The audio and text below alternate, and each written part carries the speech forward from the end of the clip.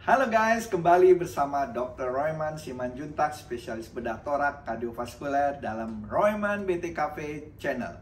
Kali ini saya akan membahas mengenai kasus yang sangat besar pada belakangan hari ini di dunia.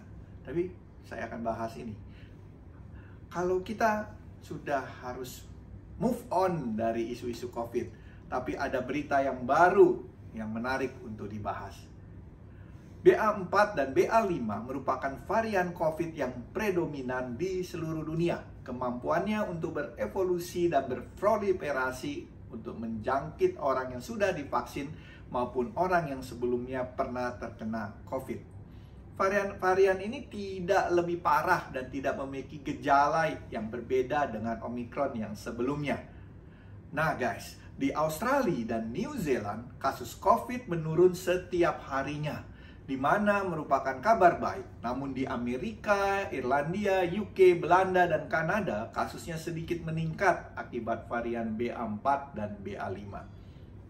Ini adalah data kasus positif di Inggris dan Wales, di mana garis pink adalah varian BA2 dan garis biru dapat mewakilkan BA4 dan BA5. Dapat terlihat jelas bahwa kasus positif varian BA2 menurun, sedangkan kasus BA4 dan BA5 meningkat. Ini adalah data kasus positif COVID di Irlandia Utara dan Skotlandia, di mana juga menunjukkan kenaikan kasus positif dari varian BA4 dan BA5. Namun yang membedakan adalah di Skotlandia, kasus BA2 masih meningkat seiring meningkatnya kasus BA4 dan BA5. Nah, bagaimana guys di Indonesia sendiri? Varian Omicron BA4 dan BA5 sudah masuk pada akhir Mei dan baru terdeteksi pada tanggal 9 Juni 2022. Sebanyak 4 kasus di Bali sampai dengan kemarin. Kamis tanggal 24 Juni 2022 sudah terdeteksi 143 kasus. Kasus terbanyak berada di Jakarta sebanyak 98 kasus, Jawa Barat sebanyak 29 kasus, Banten sebanyak 13 kasus, dan di Bali sebanyak 3 kasus. Menurut Kemenkes RI, jumlah terbanyak Omicron di Indonesia adalah varian BA5, 123 kasus, di mana varian BA4 hanya terdapat 21 kasus. Gejala keduanya hampir sama, yaitu kadang-kadang hanya batuk, demam, pilek, sakit tenggorokan. Ya, tapi kita tidak boleh meremehkan COVID, guys, karena angka kematian COVID jauh lebih tinggi dibandingkan angka kematian akibat flu dan pneumonia. Terakhir, angka kematian COVID sama dengan flu dan pneumonia di Inggris dan Wales adalah pada tahun 1929.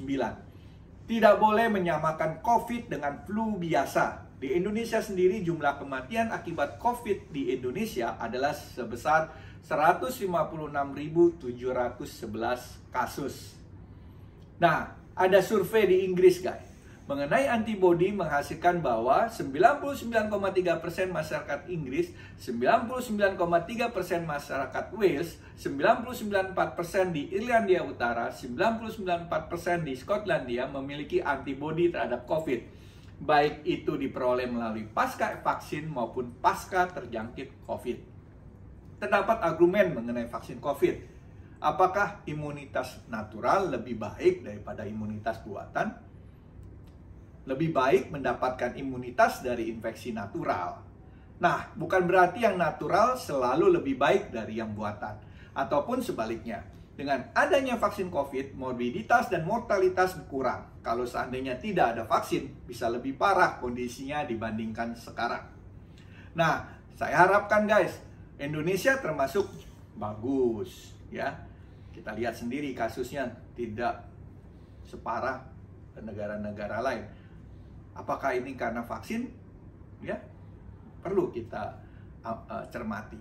Ada jurnal yang menemukan bahwa individu yang pernah terinfeksi COVID memiliki 87,8% proteksi terhadap COVID yang parah, namun tetap memiliki resiko untuk mengalami infeksi ulang. Tapi mencegah gejala yang parah. Kalaupun individu ini terkena COVID, bisa tidak muncul gejala dengan CT value yang tinggi. Menurut data dari beberapa jurnal, banyak individu yang mendapatkan antibodi COVID dari infeksi COVID, bukan dari vaksin. Esensi dari vaksin COVID sendiri sudah mulai berubah. baik seorang individu sudah pernah terjangkit COVID ataupun sudah divaksinasi, ada kemungkinan untuk terjangkit COVID kembali, meskipun gejalanya dapat berkurang.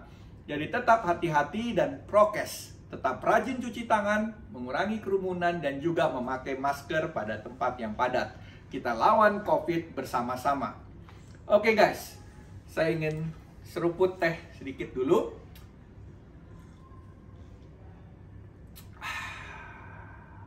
Nah, ada pertanyaan terakhir dari teman-teman atau netizen. Bagaimana kondisi sekarang kalau kita terkena COVID, kita sudah vaksin, kita sudah pernah kena dulu sebelumnya. Nah, memang gitu guys. Kita masih mungkin, tadi saya sudah bahas, kita akan terkena COVID. Karena kita ada varian lain. Sekarang ini varian BA4 dan BA5. Sebelumnya yang dulu ada varian Omicron yang awal-awal. Ada Delta, ada Beta, BA2, sekarang BA4. Mungkin kita kena. Tapi guys, tidak perlu takut. Yang penting kita harus jaga daya tahan tubuh kita. Yang sudah terbukti adalah kita konsumsi vitamin D atau kita punya nilai vitamin D yang cukup tinggi. Ya, kalau terlalu rendah kita gampang terkena infeksi, termasuk infeksi COVID. Rajin olahraga, rajin makan makanan yang sehat, ya, dan juga jemur matahari. Saya anjurkan teman-teman semua tetap pakai masker, cuci tangan, hindari kerumunan. Kalau bisa juga, kalau tidak terlalu penting, jangan pergi-pergi dulu keluar kota ataupun yang jauh-jauh. Terima kasih atas perhatiannya guys. Jangan lupa like, subscribe, dan share. Salam sehat, Dr. Royman.